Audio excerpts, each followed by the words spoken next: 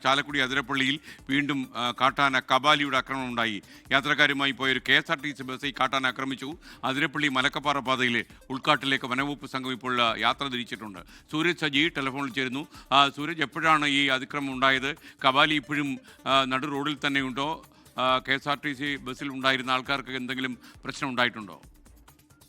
SKN ഈ കബാലി ഇപ്പോഴും ഈ നടുറോഡിൽ തന്നെ തുടരുകയാണ്. ഇന്ന് വൈകുന്നേരം ചാലക്കുടിയിൽ നിന്ന് മലക്കപ്പാറയിലേക്ക് ഈ പുറപ്പെട്ട ബസ്സാണ് ഈ ഷോളയാർ പവർ ഹൗസിന് മുന്നിൽ വെച്ച് ഈ ആനയുടെ മുന്നിൽപ്പെട്ടത്. കബാലി ഈ ബസ്സിനടുത്തേക്ക് പാഞ്ഞടുക്കുകയായിരുന്നു. ഇതോടുകൂടി ആനയെ കണ്ട് ബസ് പുറകോട്ടെടുത്ത സമയത്ത് ഈ ബസ് എന്റെ പിൻചക്രം റോഡിൽ നിന്ന് തെന്നി മാറി ഈ കുഴിയിലേക്ക് വീഴാവുന്ന അപകടാവസ്ഥയിലേക്ക് പോവുകയും ചെയ്തിട്ടുണ്ട്.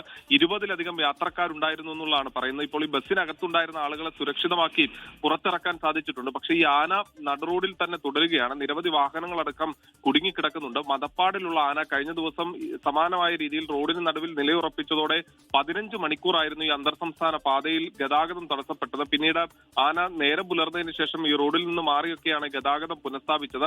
അതിനിടയിലാണ് ഇന്നിപ്പോൾ വീണ്ടും ഈ KSRTC ബസ്സിന് നേരെ ആനയുടെ ആക്രമണം ഉണ്ടാവുകയും ഈ ആനയെ കണ്ട് ബസ് പിന്നോട്ടെടുക്കുന്നതിനിടയിൽ അപകടത്തിൽപ്പെടുകയും ചെയ്തിരിക്കുന്നത്. എന്തായാലും വനംവകുപ്പ് ഉദ്യോഗസ്ഥരടക്കം ഈ മേഖലയിലേക്ക് തിരിച്ചിട്ടുണ്ട്. ഈ ബസ് ഇപ്പോഴും ഈ അപകടാവസ്ഥയിൽ തന്നെ തുടരുകയാണ്. ആന സ്വമേധയാ അവിടെ നിന്ന് പോയാൽ മാത്രമായിരിക്കും ഈ ഗതാഗതം പുനഃസ്ഥാപിക്കാൻ കഴിയുക. ലോകത്തെവിടെയായാലും ഏത് സമയത്തും 24 വാർത്തകളും ഓഗ്മെന്റഡ് റിയാലിറ്റി പാക്കേജുകളും എക്സ്പ്ലെയിനറുകളും വിശദമായി കാണാൻ ഞങ്ങളുടെ YouTube ചാനൽ നിങ്ങൾക്ക് സബ്സ്ക്രൈബ് ചെയ്യാം.